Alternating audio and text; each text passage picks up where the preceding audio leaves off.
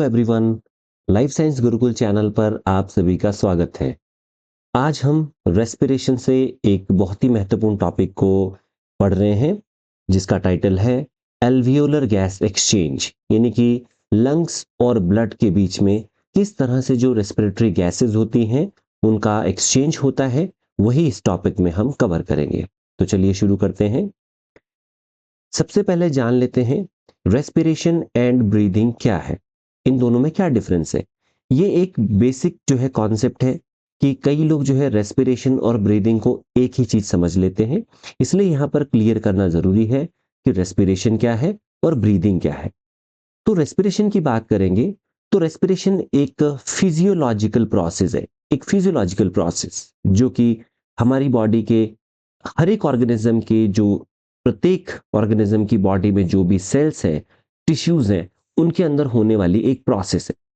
हम लोग कई बार मिसअंडरस्टैंड करते हैं कि रेस्पिरेशन शायद जो है गैस को या एयर को इनहेल करना और यूज की गई एयर को एक्सेल करना, बाहर निकालना, ये रेस्पिरेशन है। लेकिन ये जो है ब्रीदिंग होती है। रेस्पिरेशन एक फिजियोलॉजिकल प्रोसेस है और जैसे कि मैंने पहले बताया कि ये बॉडी की प्रत्येक सेल्स और टिश्यूज के अंदर होने वाली एक बायोकेमिकल प्रोसेस है। तो ये भी ध्यान रखना है कि जो रेस्पिरेशन है वो एक बायोकेमिकल प्रोसेस है। इस बायोकेमिकल प्रोसेस में जो फूड स्टफ्स होते हैं लाइक ग्लूकोज, उसका ऑक्सीडेशन होता है और ग्लूकोज के ऑक्सीडेशन से यानी कि उसके विखंडन से, टूटने से हमें जो है एनर्जी मिलती है, जिस एनर्जी का इस्तेमाल हम बॉडी के डिफरेंट एक्टिविटीज में या डिफरेंट फिजियोलॉजिकल प्रोसेसेस के लिए करते हैं। इस एनर्जी के अलावा इसमें जो है कुछ और जैसे कि CO2 और H2O, कुछ और मेटाबोलाइट्स भी निकलते हैं। तो ये हो गया रेस्पिरेशन। ब्रीदिंग की बात करेंगे तो ब्रीदिंग एक फिजिकल प्रोसेस है जिसको हम कह सकते हैं कि एक शारीरिक प्रक्रिया है, जिसमें जो है बेसिकली फ्रेश एयर को एटमॉस्फेयर से इनहेल करना और जो बॉडी में एयर यूज हो गई है उसको लंग से जो है बाहर निकालना ब्रीदिंग कहलाता है। यानी कि जो फ्रेश एयर है, फ्रेश एयर जो है जिसमें कि लॉट ऑफ ऑक्सीजन है, उसको बॉडी के अंदर जो है लेना और जो यूज की गई एयर है उसको बॉडी के बाहर निकालना, ये ब्रीदिंग है। तो रेस्पिरेशन और ब्रीदिंग वेरी सिंपल और आसान भाषा में आप लोग यहाँ पर डिफरेंस भी कर लेंगे कि रेस्पिरेशन एक बायोकेमिकल प्रोसेस है जो बॉडी की प्रत्येक सेल्स और टिश्यूज के अंदर होता है। इस प्रोसेस में ग्लूकोज का या फूड स्टफ का जो है ब्रेकडाउन होता है या ऑक्सीडेशन होता है, जिससे हमें एनर्जी मिलती है। दूसरी तरफ ब्रीदिंग एक फिजिकल प्रोसेस है जिसमें फ्रेश एयर को इनहेल किया जाता है, यानी अंदर लिया जाता है एटमॉस्फेयर से और लंग्स के अंदर लिया जाता है, और जो यूज की गई एयर है उसको लंग से बाहर निकाला जाता है। तो ये हो जाएगा ब्रीदिंग। दोनों में बहुत ही सिंपल और आसान डिफरेंस है। के बाद है रेस्पिरेटरी सरफेस। अब रेस्पिरेटरी सरफेस क्या है, यानी रेस्पिरेटरी सरफेस जो है किसी भी टिश्यू और ऑर्गन का मतलब वह सरफेस है जो रेस्पिरेटरी गैसेस के एक्सचेंज में हेल्प करती है। यानी कोई भी रेस्पिरेटरी सरफेस हो सकती है। ये जनरल बॉडी सरफेस हो सकती है, हमारे लंग्स हो सकते हैं, गिल्स हो सकते हैं, यानी वो सरफेस या वो ऑर्गन्स और टिश्यूज, स्पेशलाइज्ड ऑर्गन्स और टिश्यूज जहां पर गैसों का क्या होता है, एक्सचेंज होता है, जहां पर गैसों का, रेस्पिरेटरी गैसेस बेसिकली जो O2 और CO2 है उनका एक्सचेंज होता है, उनका विनिमय होता है, उसी सरफेस को हम क्या कहेंगे, रेस्पिरेटरी सरफेस कहेंगे। तो यहां पर जो है, या हम कह सकते हैं वो साइट, वो जगह जहां पर जो है गैसों का एक्सचेंज होता है उसको हम रेस्पिरेटरी सरफेस बोलेंगे। जैसे कुछ रेस्पिरेटरी सरफेस के एग्जाम्पल है, जैसे कि यहां पर है इंटेग्यूमेंट। तो इंटेग्यूमेंट जो है ये एक रेस्पिरेटरी सरफेस के रूप में भी काम करती है कुछ एम्फीबियंस में। इसके अलावा जैसे ट्रैकिया है, तो ट्रैकिया जो है ये इंसेक्ट में रेस्पिरेटरी सरफेस के रूप में काम करती है। यानी हम कह सकते हैं कि ट्रैकिया के थ्रू जो है जो इंसेक्ट्स होते हैं वो गैसों का एक्सचेंज करते हैं, गैसों का विनिमय करते हैं। इसी तरह जो स्कॉर्पियन में बुक लंग्स होते हैं जो रेस्पिरेटरी सरफेस के रूप में काम करते हैं, या कह सकते हैं कि इनके रेस्पिरेटरी ऑर्गन्स के रूप में काम करते हैं। फिशेज में और जो मोलस्क होते हैं उनमें गिल्स जो है ये जो है रेस्पिरेटरी सरफेस के लिए, रेस्पिरेटरी सरफेस के रूप में काम करते हैं। मतलब गिल्स वो ऑर्गन्स या टिश्यूज हैं जहां पर फिशेज और मोलस्क जो होते हैं वो रेस्पिरेटरी गैसेस को एक्सचेंज करते हैं, यानी कि बॉडी के अंदर लेना और बॉडी के बाहर निकालना, यहाँ पर गिल्स हेल्प करते हैं। और जो हायर ऑर्गेनिज्म है, चाहे लाइक मैमल्स हो गया, बर्ड्स हो गए, रेप्टाइल्स हो गए, इनमें जो है लंग्स जो है वो मेन रेस्पिरेटरी ऑर्गन्स होते हैं और लंग्स ही रेस्पिरेटरी सरफेस यानी कि गैसों की एक्सचेंज में हेल्प करते हैं। अब जो रेस्पिरेटरी सरफेस होती है, हमारी बॉडी की जो स्किन है, लाइक हाथों की स्किन है, फेशियल स्किन है, क्या यहां से भी गैसों का एक्सचेंज हो सकता है, यानी गैसें बॉडी के अंदर या बाहर आ सकती हैं? नहीं आ सकती है। तो जो रेस्पिरेटरी सरफेस होंगी, उनकी कुछ खास विशेषताएं होंगी, कुछ खास फीचर्स होंगे, जिसकी वजह से ये जो खास ऑर्गन्स अभी पीछे मैंने बताया, गिल्स हो गए, लंग्स हो गए, इसके अलावा जो जनरल बॉडी सरफेस है, इंटेग्यूमेंट है, ये क्या करते हैं, गैसों का एक्सचेंज करते हैं। तो इनके पास कुछ खास प्रॉपर्टीज होती हैं, कुछ खास फीचर्स होते हैं, जिसकी वजह से ये गैसों का एक्सचेंज यानी कि इसके आर पार गैसें जो है बहुत आसानी से आ जा सकती हैं। तो जैसे इट मस्ट बी थिन, यानी कि जो मेम्ब्रेन जो ये होती है, इस रेस्पिरेटरी सरफेस की जो मेम्ब्रेन होगी, वह बहुत ही थिन होनी जरूरी है, पतली होनी जरूरी है, ताकि जो गैसेस हैं वो आसानी से आर पार डिफ्यूज हो सके। दूसरा है, इस रेस्पिरेटरी सरफेस की ये फीचर होना चाहिए कि जो रेस्पिरेटरी गैसेस होती हैं लाइक O2 एंड CO2, इनके लिए वो परमिएबल होनी चाहिए, यानी कि जो ये गैसेस हैं उस मेम्ब्रेन के आर पार एंटर कर सके। तो परमिएबल होनी चाहिए, पारगम्य होनी चाहिए। अगला फीचर है, ये जो रेस्पिरेटरी सरफेस है, ये वाटर के द्वारा या म्यूकस के द्वारा, जो कि एक चिपचिपा पदार्थ होता है, चिपचिपा सबस्टेंस होता है, यानी कि वाटर और म्यूकस के द्वारा ये रेस्पिरेटरी सरफेस मॉइस्ट होनी चाहिए, यानी उसमें नमी होनी चाहिए, तभी वो आसानी से क्या करेगी, रेस्पिरेटरी गैसेस को एक्सचेंज कर पाएगी।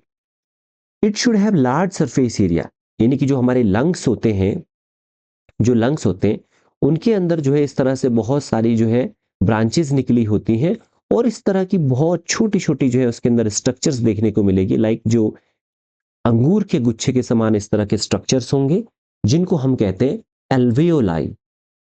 तो ये एल्वियोलाई जो होते हैं, ये वो साइट होती है हमारी लंग्स के अंदर जहां पर गैसेस एक्सचेंज होती हैं, यानी गैसों का विनिमय होता है।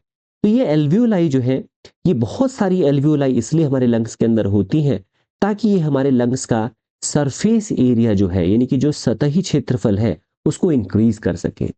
जितना ज्यादा सरफेस एरिया होगा, जितना लार्ज सरफेस एरिया होगा, गैसों का एक्सचेंज उतना ही ज्यादा होगा और उतना ही आसानी से होगा। तो रेस्पिरेटरी सरफेस जो भी होंगी, उसका सरफेस एरिया ज्यादा होना चाहिए, काफी ज्यादा होना चाहिए। It must be highly vascular, यानी कि यहां पर जो है ब्लड की रिच सप्लाई होनी चाहिए, यानी कि ये जो भी रेस्पिरेटरी गैस सरफेस होंगी, यहां पर ब्लड की सप्लाई होनी चाहिए, ब्लड का अच्छा नेटवर्क, ब्लड की जो कैपिलरीज होती हैं, जो वेसल्स होती हैं, उनका अच्छा नेटवर्क होना चाहिए, ताकि हाई ब्लड की सप्लाई होगी तो जो गैसेस यहां से डिफ्यूज होंगी वह हमारे ब्लड में आसानी से पहुंच जाएंगी और ब्लड के थ्रू जो है बॉडी के डिफरेंट पार्ट्स में पहुंचाई जाएंगी। तो हाईली वेस्कुलर जो है ये सरफेस होनी चाहिए। ये जो रेस्पिरेटरी सरफेस होगी, इसकी एक और फीचर ये है, ये जो ऑक्सीजन का सोर्स है, यानी कि जो भी है, यानी ऑक्सीजन का सोर्स जो है एयर हो सकता है और वाटर हो सकते हैं। तो जो ऑक्सीजन का सोर्स है एयर और वाटर, उनके जो है ये डायरेक्ट या इनडायरेक्ट कांटेक्ट में होनी चाहिए। अगर ये एयर के कांटेक्ट में है, वाटर के कांटेक्ट में है, मींस ऑक्सीजन के सोर्स के कांटेक्ट में है, तभी जो है ये गैसेस को एक्सचेंज करने में हेल्प कर सकती है। अगर ये कांटेक्ट में ही नहीं है, तो नॉट पॉसिबल कि ये जो है, जो ऑक्सीजन है या CO2 है, उसको एक्सचेंज कर पाएगी। तो ये जो है कुछ खास कैरेक्टरिस्टिक्स है रेस्पिरेटरी सरफेस के। इसके बाद बात करते हैं alveolar gas exchange. Alveolar gas exchange, जैसे कि मैंने बताया आपको भी, कि जो हमारे लंग्स होते हैं, लंग्स के अंदर बहुत सारी जो है एल्वियोलाई होती हैं, यानी कि यही छोटे छोटे जो है आपको बॉल्स लाइक स्ट्रक्चर दिखाई देंगे, और ये एल्वियोलाई के आसपास जो है ब्लड कैपिलरीज का एक बहुत बड़ा नेटवर्क होता है, जिसके अंदर ब्लड की रिच सप्लाई होती है।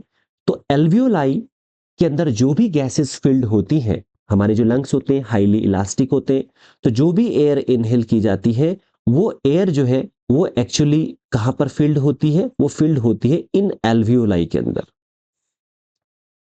इन एल्वियोलाई के अंदर जो है वो एयर फिल्ड होगी, और इसी की वजह से जो हमारे लंग्स होते हैं वो एक्सपैंड होते हैं, यानी कि वो फैलते हैं, क्योंकि जो लंग्स होते हैं वो इलास्टिक होते हैं, उसमें जो है लचीलापन होता है।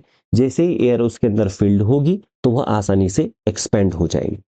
तो एयर जब इसके अंदर फिल्ड होती है लंग्स के अंदर, तो एक्चुअली एल्वियोलाई के अंदर फिल्ड हो रही है, और एल्वियोलाई के अंदर एयर भरने से हमारे लंग्स फैल जाते हैं। इस एल्वियोलाई के आसपास ब्लड कैपिलरीज का बहुत बड़ा नेटवर्क होता है, जहां पर ब्लड फ्लो हो रहा होता है। तो वास्तव में जो गैसों का एक्सचेंज है वो कहां होगा? एल्वियोलाई से होगा ब्लड में। यानी लंग्स के जो एल्वियोलाई स्ट्रक्चर है, यहां से ब्लड, यहां से जो ऑक्सीजन है O2 है वो ब्लड में ट्रांसपोर्ट होगी, ब्लड में डिफ्यूज होगी, और जो CO2 है वो जो है ब्लड से कहां पर? एल्वियोलाई के अंदर डिफ्यूज होती है। तो एल्वियोलर गैस एक्सचेंज की अगर बात करेंगे, तो एल्वियोलर गैस एक्सचेंज जो है, exchange of gases in the lungs take place between alveolar air and venous blood. यानी कि यहां पर जो है लंग्स के अंदर जो भी एयर फिल्ड हुई है, जो भी गैसेस लंग्स के अंदर भरी गई हैं, उन गैसों का जो एक्सचेंज है वो किसके बीच में होगा? एल्वियोलाई के बीच में होगा। यानी एल्वियोलाई के अंदर जो भी एयर फिल की गई हैं इसके बीच में, और यहां से जो गैसेस हैं वो कहां जाएंगी? वेनस ब्लड में। यानी कि जो इसके आसपास वेनस ब्लड है, वेन्स के अंदर फ्लो हो रहा ब्लड है, उसके बीच में। यानी इसके भी एल्वियोलाई से ब्लड को जाएगी ऑक्सीजन, और ब्लड में जो डिजोल्व CO2 है वह वापस जाएगी एल्वियोलाई के अंदर। तो इस तरह से जो है जो गैसों का एक्सचेंज है वो एल्वियोलाई और वेनस ब्लड के बीच में हो रहा है। यहां पर दो बड़े इंपॉर्टेंट फैक्टर हैं जो इस गैसेस एक्सचेंज के लिए रिस्पॉन्सिबल हैं। दो इंपॉर्टेंट फैक्टर है। फैक्टर क्या है, या दो कंपोनेंट्स कह सकते हैं। सबसे पहले फैक्टर, यानी कौन सा ऐसा फैक्टर है, कौन सा ऐसा कारक है जो रिस्पॉन्सिबल है कि जो गैसेस हैं वो इधर उधर एक्सचेंज होंगी, इधर उधर आएंगी जाएंगी। तो वो पहला जो जो फैक्टर यहां पर रोल प्ले करता है वो है पार्शियल प्रेशर, जिसको हम आंशिक दाब भी कहते हैं। The pressure exerted by a single gas component in a mixture of gas. यानी अगर हम पार्शियल प्रेशर को बहुत छोटी क्लासेस में, हमने इसकी डेफिनेशन को पढ़ा होगा, 9 10 7th 8 9 10th में रहता है पार्शियल प्रेशर, आंशिक दाब। यानी कि अगर कोई एक कंटेनर हम लेते हैं, हमारे लंग्स भी समझ लीजिए कंटेनर की तरह ही है, और जब हम एयर को इनहेल करते हैं, एयर को इनहेल करते हैं तो उसके अंदर ऑक्सीजन भी होता है, N2 भी यानी नाइट्रोजन भी होता है, CO2 भी होता है, और अदर गैसेस भी होती है। तो बेसिकली हम इन तीन को यहां पर ले लेते हैं। अब इन तीनों गैस के जो मॉलिक्यूल होंगे वह हमारे लंग्स पर जो है क्या करते हैं, इन तीनों गैस के मॉलिक्यूल जो होंगे वो हमारे लंग्स पर जो है चारों तरफ जो है प्रेशर एग्जर्ट करते हैं, प्रेशर लगाते हैं, है ना। तो वो कहलाएगा उस पर्टिकुलर गैस का प्रेशर। लेकिन जब जो है किसी कंटेनर में, यानी कि जैसे हमारे लंग्स के अंदर मोर देन वन गैसेस है, यानी कि एक से ज्यादा गैसेस है, ऑक्सीजन, नाइट्रोजन, CO2, तब उस कंडीशन में एक गैस के द्वारा जो भी लगने वाला प्रेशर होगा, एक गैस के द्वारा लगने वाला जो भी प्रेशर होगा उसको हम पार्शियल प्रेशर कहेंगे। यानी उस गैस का पार्शियल प्रेशर कहेंगे, उस गैस का आंशिक दाब कहेंगे। मींस अगर जो है यहां पर इस कंटेनर के अंदर, या बार बार जैसे मैं कह रहा हूं हमारे लंग्स के अंदर गैस फिल्ड हो रही, तो उसको एक कंटेनर ही आप जो है थोड़ी देर के लिए मान सकते हैं। तो हमारे लंग्स के अंदर O2 N2 और CO2 के द्वारा अगर 100 mmHg, ये इसकी मिलीमीटर मरकरी जो है पार्शियल प्रेशर को या प्रेशर को मेजर करने की यूनिट है, तो अगर इन तीनों गैसों के द्वारा 100 mmHg प्रेशर एक्सर्ट किया जा रहा है तो हम कह सकते हैं कि गैसों का जो प्रेशर है वो कितना है? 100 mmHg। लेकिन अब इसको अगर हम ब्रेक कर ले कहने को कि 60 mmHg जो है वह N2 का है प्रेशर है, O2 का प्रेशर जो है वो है 30 mmHg, और जो CO2 का प्रेशर है वो है 10 mmHg। यानी कि हमने जो है पूरे 100 mmHg का जो प्रेशर है उसको हमने तीन गैसेस का सेपरेट सेपरेट हमने निकाल लिया है। ये बस एक फिगर है, एक एग्जांपल है आपको समझाने के लिए। तो अब हम कह सकते हैं कि ऑक्सीजन का पार्शियल प्रेशर कितना है, तो तुरंत निकल के आएगा कि ऑक्सीजन का पार्शियल प्रेशर 30 है। यानी कि डेफिनेशन मैंने बताया था कि एक गैस का जो मिक्सचर होगा, गैसों का जो मिश्रण होगा, उस गैसों के मिश्रण में एक गैस के द्वारा, एक गैस के मॉलिक्यूल्स जो प्रेशर लगाएंगे, एक गैस के मॉलिक्यूल जिस दबाव को लगाएंगे, उस दबाव को उस पर्टिकुलर गैस का पार्शियल प्रेशर या आंशिक दाब कहा जाएगा। जैसे यहां पर अगर O2 का पूछे तो आप कहेंगे O2 का पार्शियल प्रेशर 30 mmHg है।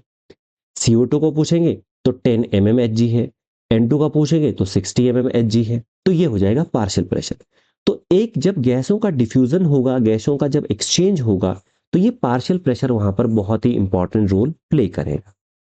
दूसरा है, ये तो हो गया पार्शियल प्रेशर। दूसरा है पार्शियल प्रेशर तो है ही, किस प्रोसेस से जो है, जो मॉलिक्यूल्स हैं गैसों के, वो इधर उधर यानी कि जो एल्वियोलाई है उसके आर पार जो है किस तरह से, ये किस प्रोसेस के द्वारा जो है ये मॉलिक्यूल्स आएंगे, तो वो प्रोसेस है डिफ्यूजन, जिसको हम हिंदी में विसरण कहते हैं। तो डिफ्यूजन क्या होती है? डिफ्यूजन एक पैसिव ट्रांसपोर्ट है। यानी पैसिव ट्रांसपोर्ट का मतलब, यानी कि ट्रांसपोर्ट की यह प्रोसेस जहां पर मॉलिक्यूल्स का जो ट्रांसपोर्ट होता है वो बिना एनर्जी कंज्यूम किए होता है। यानी डिफ्यूजन वह प्रोसेस है जिसमें जो मॉलिक्यूल्स होते हैं वो move from an area of higher concentration.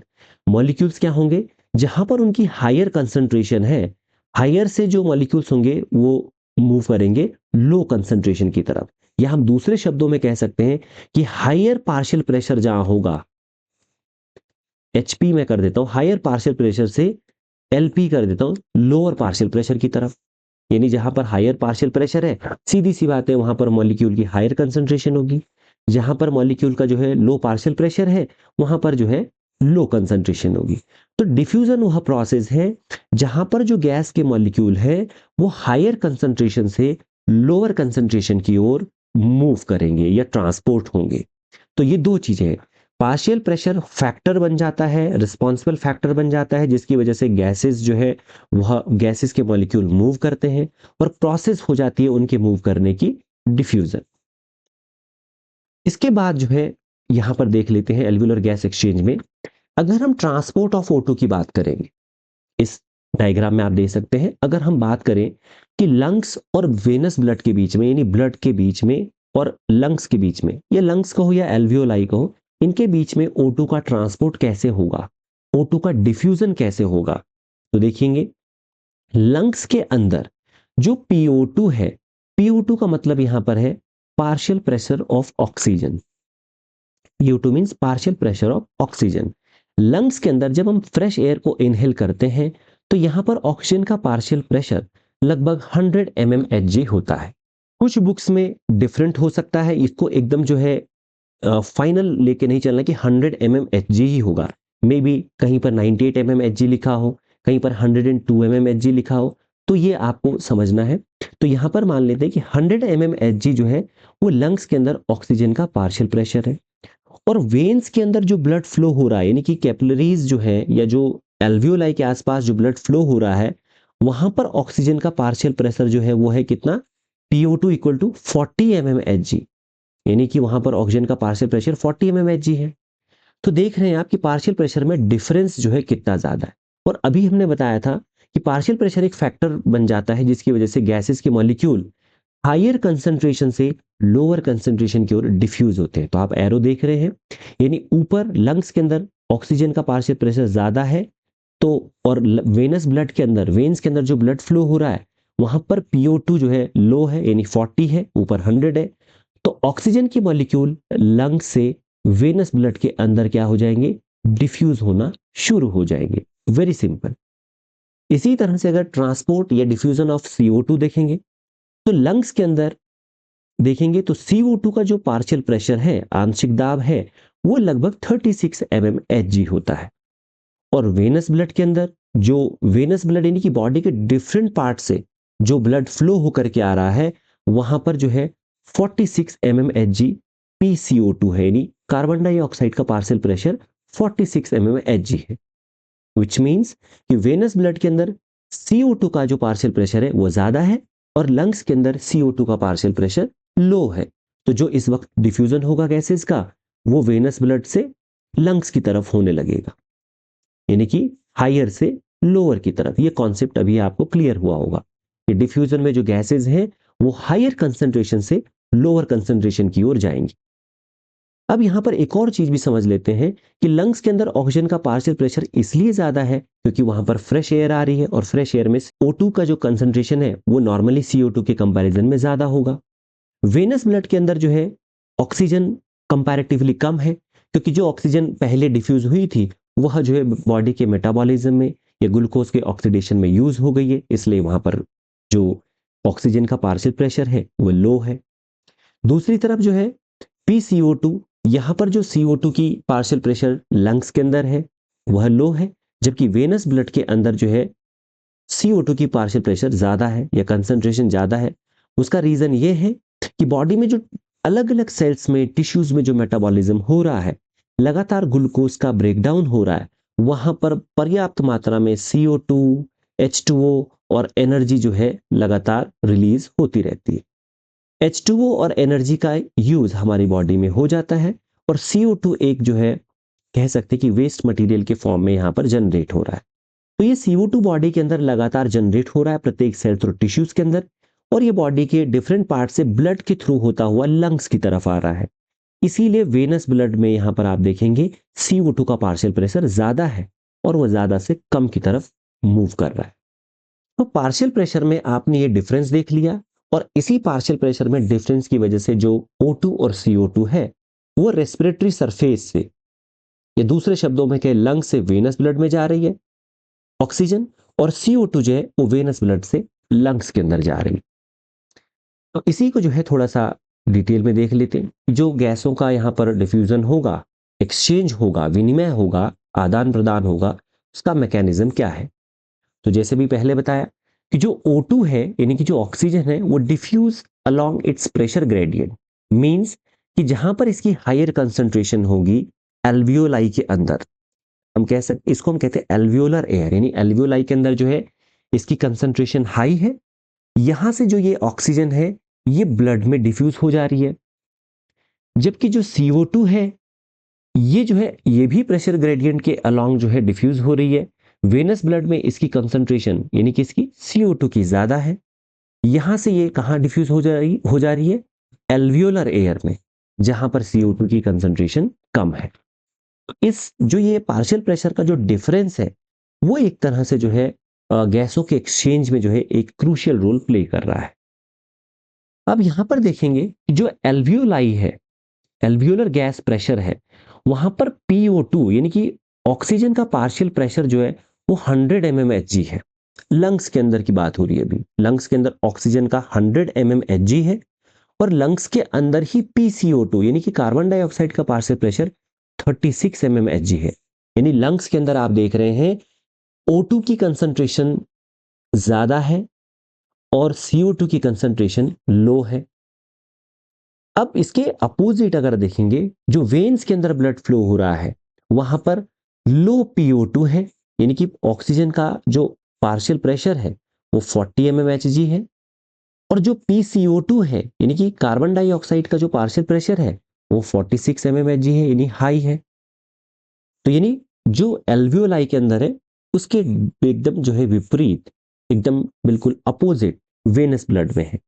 तो जो ये डिफरेंस है पार्शियल प्रेशर का ऑक्सीजन और CO2 के पार्शियल प्रेशर का दोनों तरफ, यानी कि एल्वियोलाई में और वेनस ब्लड में दोनों तरफ जो ये दोनों गैसों का जो पार्शियल प्रेशर का डिफरेंस है, इसकी वजह से जो ऑक्सीजन होती है वो एल्वियोलाई से वेनस ब्लड में डिफ्यूज हो जाती है, और जो CO2 है वह वेनस ब्लड से एल्वियोलर एयर में डिफ्यूज हो जाती है, और वहां से CO2 एल्वियोलाई से बॉडी के बाहर निकाल दी जाती है। यहां पर यह भी समझना है कि जैसे O2 है, ये जब जो है लंग से ब्लड में डिफ्यूज हो जाती है तो ब्लड से ये बॉडी के डिफरेंट सेल्स और टिश्यूज में पहुंच जाती है। किसके लिए?